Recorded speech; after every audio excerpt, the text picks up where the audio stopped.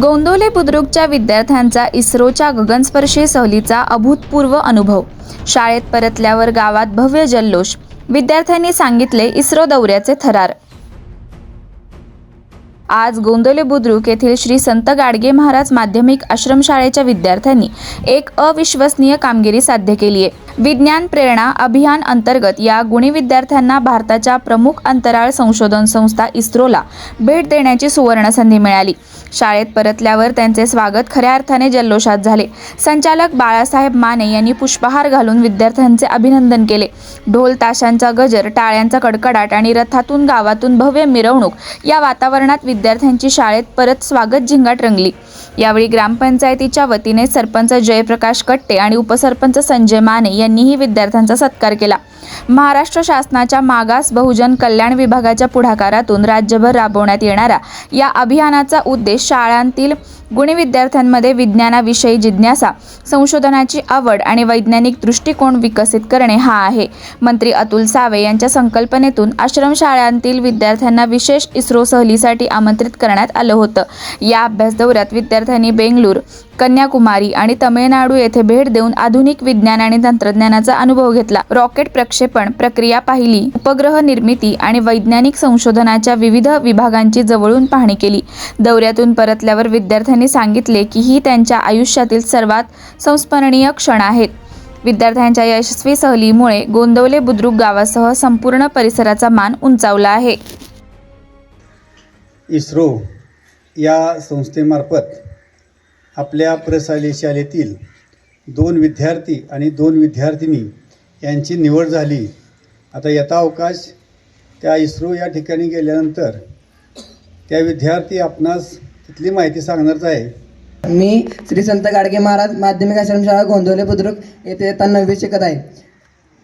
मला इस्रो या संस्थेने जी परीक्षा घेतली त्या परीक्षेत मी पात्र ठरलो. त्यानंतर आम्ही हेतून पुण्याला गेलो. तिथे पिंपरी चिंचवड तेथे सायन्स पार्क ते पाहिले. त्यानंतर त्या तारांगणात खूप आकाश संशोधन आणि पृथ्वीच्या शेजारील उपग्रह आणि तिथली माहिती सांगितली. त्यानंतर पिंपरी चिंचवड येथील जे कलर्स ब्रेक यांविषयी काही माहिती सांगितली. त्यानंतर गायकवाड, मी श्री संत गाडगे महाराज गोंदवले बुद्रुक येथे 9वी मध्ये शिकत आहे. माझे संचालक श्रीयुत बाळासाहेब माने यांना नमस्कार. आम्ही तुंबा येथे गेल्यानंतर तेथे आम्ही 1.5 तास थांबलो. 1.5 तास थांबल्यानंतर आम्हाला असे वाटत होते की ते जे लॉन्च पॅड आहे ते लॉन्च कधी होते आणि लॉन्च होण्यासाठी आम्ही ते थांबलेलो, उशीरभर थांबलो. त्यानंतर जेव्हा ते लॉन्च होण्याची वेळ आली, ते रॉकेट लॉन्च झाल्यानंतर ते 3 सेकंदातच अंधुक झाले. ते इतकं उशीर आम्ही थांबून आम्हाला ते दिसले सुद्धा नाही. आम्हाला असं वाटत होतं की आम्ही इतका उशीर थांबलो आणि आम्हाला ते दिसले सुद्धा नाही. त्यानंतर आम्ही संध्याकाळी तिरुनाथपुरम येथे जाण्यास 5 वाजता फ्लाईट पकडली. त्या फ्लाईट पकडताना आम्हाला तेथे चेकिंग केली. चेकिंग करताना आमचे आधार कार्ड पाहिले. आधार कार्ड पाहिल्यानंतर आम्हाला आत प्रवेश दिला. आत प्रवेश देताना आमच्या बॅगा चेकिंग केल्या. बॅगा चेकिंग केल्यानंतर आम्हाला तेथे तिकीट दिले. तिकीट दिल्यानंतर पुन्हा आम्हाला आमचे अंगाची चेकिंग झाली. चेकिंग झाल्यानंतर आम्हाला विमानात प्रवेश द्यायला सुरू केले. विमानात जाताना आम्हाला असे वाटत होते की कधी विमानात जातोय आणि कधी वरचा नजारा पाहतोय. त्यानंतर आम्हाला आत जाताना सुद्धा तिकीट आमचे चेक केले. विमान वर जाताना अशी खूप भीती वाटत होती की विमान असं पूर्ण हादरत होतं. हादरताना कान बधीर झालते. त्यानंतर वर गेल्यानंतर असं खूप छान वाटत होतं की विमान असं हवेत होतं आणि आम्हाला सुद्धा खूप छान नजारा बघायला भेटला. त्यानंतर आम्ही तिरुनाथपुरम येथे आल्यानंतर केरळ येथील कन्याकुमारी येथे गेलो. कन्याकुमारीत जाताना आम्हाला बोटीने प्रवेश केला. बोटने प्रवेश करताना आम्हाला पुढे गेल्यानंतर तेथील एक शो दाखवला TV मध्ये. ते शो पाहिल्यानंतर आम्ही वरती गेलो. वरती गेल्यानंतर स्वामी विवेकानंद यांचे दर्शन घेतले आणि त्याच खाली त्यांचे ध्यानस्थानाचे रूम होते. तिथे आम्ही 10 मिनिटं ध्यानस्थान केले. त्यानंतर परत आम्ही बोटीनं वापस आलो आणि सनसेट पाहिला. धन्यवाद. ऐश्वर्या शिवाजी राठोड, इयत्ता 9वीत. प्रथमतः मी बाळासाहेब माने आणि मुख्याध्यापक आणि इतर शिक्षक स्टाफ यांचा धन्यवाद मानेन, कारण त्यांच्यामुळे मला ही विमानानं जायची संधी मिळाली.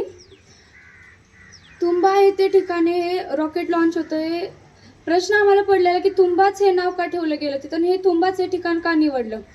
तिथं आम्हाला तिथल्या शिक्षकांनी सांगितलं की तुंबा हे एक असं ठिकाण होतं की जिथे विषुववृत्त आणि ग्रॅव्हिटेशनल फोर्स खूप कमी येतो आणि विषुववृत्त तिथून जवळ आहे आणि समुद्र किनारा पण आहे तिथं. तिथून रॉकेट लॉन्च केल्यानंतर ते फेल झालं तरी ते समुद्रात पडेल, लोकांना इतर लोकांना इजा होणार नाही अशी त्यांचे म्हणणं होतं. आणि तुंबा हे नाव तिथं म्हणजे ती जागा पहिली रिकामी होती, तिथं तुंबा नावाची फुलं होती. त्या तुंबा नावाच्या फुलांवरून त्या जागेला तुंबा हे नाव देण्यात आलं. मी आमचं भाग्य मानते की आम्हाला रॉकेट लॉन्च पाहायला मिळालं व एका वर्षातून 12 वेळा रॉकेट लॉन्च होतं आणि त्यातले 7 वेळा यशस्वी ठरतं आणि 5 वेळा फेल होतं. त्यामुळे तिथे बरेच लोक म्हणाले तुमचं खूप लक आहे की तुम्हाला रॉकेट लॉन्च बघायला भेटलं, नाहीतर काय लोकांना येऊन काही वेळेस बघायला सुद्धा भेटत नाही. मी मनीषा प्रकाश गोराडे, आता 9वीमध्ये श्री संत गाडगे महाराज माध्यमिक आश्रमशाळेत शिकत आहे आणि माझे आदरणीय संचालक बाळासाहेब माने आणि मुख्याध्यापक गाडगे सर आणि इतर शिक्षक यांनी मला प्रोत्साहन केल्याने मी ही परीक्षा देऊन बेंगलोर येथे जाण्यास पात्र ठरले. मी रविवार सकाळी 6 वाजता इथून निघाले आणि पुण्याला 11:30 वाजता पोहोचले आणि तिथून 1:30 वाजता आम्ही पिंपरी चिंचवड सायन्स पार्क येथे गेलो आणि त्या सायन्स पार्कची स्थापना 2013 साली झाली आणि तेथे तारांगणाची स्थापना 2023 साली करण्यात आली. आणि जे कोरोनात जी लस होती ती लस तिथे तयार करण्यात आली आहे.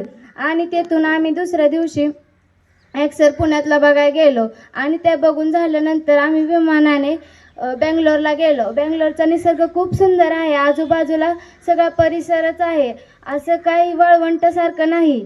आणि नंतर आम्ही नंतर तामिळनाडू येथे गेलो आणि तेथे कन्याकुमारी हे पाहिले आणि त्यातील कन्याकुमारी हे पाहिले आणि तेथील स्वामी विवेकानंदाचे दर्शन घेतले आणि बोटीने आम्ही परत गेलो.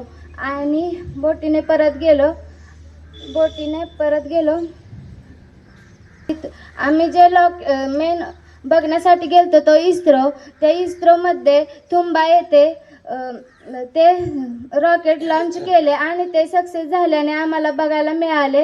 हे आमचं नशीब आहे आणि मिळाले. एवढे बोलून मी थांबते. धन्यवाद. सगळ्यात प्रथम मी आपल्या डिपार्टमेंटचे जे मंत्री आहेत सावे साहेब यांना मी धन्यवाद देतो आणि त्यांचे आभार मानतो की ज्यांच्यामुळं आपल्या शाळेतील या गोरगरीब पोरांना आज विमानात बसून इस्रोसारख्या अंतराळ संशोधन केंद्राला भेट द्यायला मिळाली. म्हणून मी मंत्री महोदयांचे पुन्हा एकदा आभार मानतो. खरोखर आज ही मुलं इथं आल्यानंतर आणि त्यांनी अनुभव सांगितल्यानंतर तुमच्या मुलांमध्येही अशी एखादी प्रेरणा नक्कीच निर्माण झाली असेल की आपणही जर परीक्षा दिली आणि पास झालो तर आपल्यालाही असंच विमानात बसून अंतराळ संशोधन केंद्र बघायला मिळेल. तर ती प्रेरणा तुमच्यात निर्माण व्हावी आणि तुम्ही पुढच्या वर्षी आता हे दरवर्षी परीक्षा घेतल्या जाणार आहेत, या परीक्षेच्या दृष्टीनं तुम्ही अभ्यास करून या परीक्षेत पास होऊन आणखी जादा मुलांनी याचा लाभ घ्यावा अशी मी तुमच्याकडून अपेक्षा करतो. हे खरोखर आपल्या शाळेची एक अभिमानाची बाब आहे की संपूर्ण जिल्ह्यातच नाही तर आपल्या विभागामध्ये पुणे विभागामध्ये जे 5 जिल्हे येतात या 5 जिल्ह्यामध्ये फक्त मला वाटतं सांगली आणि कोल्हापूरचे 2 विद्यार्थी होते आणि ते 11वीचे होते, पण 9वीचे विद्यार्थी फक्त आपल्या शाळेचे होते. आणि ही खरोखरच अभिमानाची बाब आहे. तुम्ही इथं आल्यानंतर तुमच्याकडून ज्या आमच्या अपेक्षा असतात, तुम्ही शिकावं, तुम्ही काहीतरी बनावं, तुम्ही मोठं व्हावं आणि शाळेचं आणि तुमच्या कुटुंबाचं नाव मोठं करावं ही अपेक्षा तुम्ही पूर्ण करताय हे बघून मला समाधान वाटतं आहे. तुम्ही अशाच प्रकारे या ठिकाणी ज्या हेतूनं ज्या उद्देशानं या ठिकाणी आलेला आहात आपल्या शाळेमध्ये, त्या शाळेचा नावलौकिक वाढावा आणि तुमचं उद्दिष्ट साध्य व्हावं या दृष्टीनं सतत प्रयत्न करत राहावा. तुम्ही अभ्यास भरपूर करा, भरपूर शिका आणि मोठे व्हा. तुमच्या घराचं, आपल्या शाळेचं आणि गावाचं नाव करा. एवढेच मी तुम्हाला शुभेच्छा देतो आणि